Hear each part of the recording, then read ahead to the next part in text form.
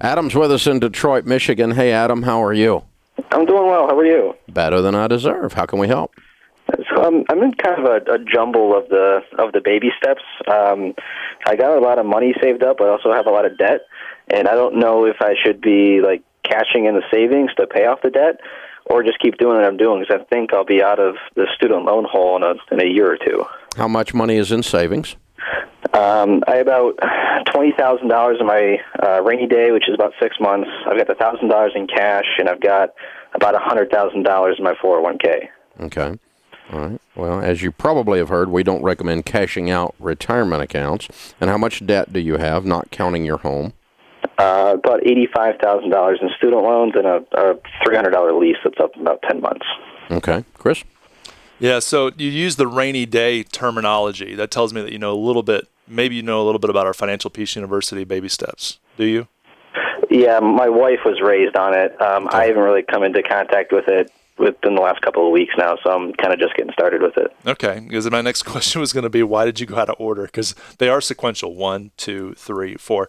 So here's the deal. Baby step 2 is to get out of non-mortgage debt, get out of consumer debt, and you've got some money that you've kind of gone forward with your baby step 3 and having this money in that rainy day emergency fund. And we want you to get rid of your non-mortgage consumer debt first. So your gut is right.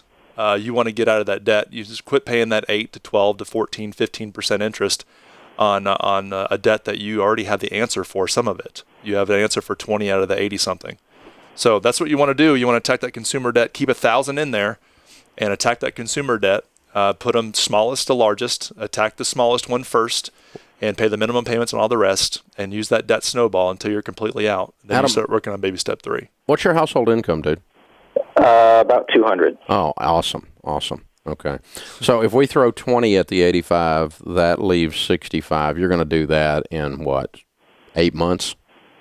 Yeah, it's mainly commission, so it goes up and down, but I'm between 150 and 250 for the last 3 years. Okay. But depending on when the commission comes, what's seasonal on it, but somewhere around the 8-month mark with that kind of annual income, you should be knocking out that 65 and then immediately rebuild and move on to baby step 3, rebuild the emergency fund of 3 to 6 months of expenses. Now, if you have an irregular income, does your commission ever drop to zero? You ever have a 0 month?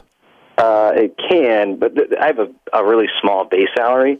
So my wife and I try to budget off our base salaries, and just all the commission's gravy. But okay, so we don't have to have this $20,000 to like buy food, is what I'm saying. So you're good then. I agree with Chris completely. I would take the $20,000 and throw it at that. And the reason we do that is that it's for a very short period of time. This is not something that's on. It's going to take 5 years for you to be sitting there with $1,000 in the bank and no emergency fund. We're talking about 5 to 8 months here, how quickly you attack that. And here's what's interesting. When I tell you to do that, it takes your breath away, and it's like, I'm not going to have an emergency fund. And that little bit of fear is going to make you really focus and really attack. And you're going to really use that in a positive way to get this debt knocked out even faster. Because everything we're doing around here is about behavior modification. It's about causing you to believe and to hope and to completely focus with complete intensity, and anything we can do to manipulate that intentionally ourselves and do it to ourselves to cause us to automatically move as fast as possible out of debt so that we have control of our most powerful wealth building tool, which is our income. Everything is about behavior management. The math on some of this stuff doesn't work on the short term. On the long term, it works big time because you don't have any payments, then you're able to build wealth.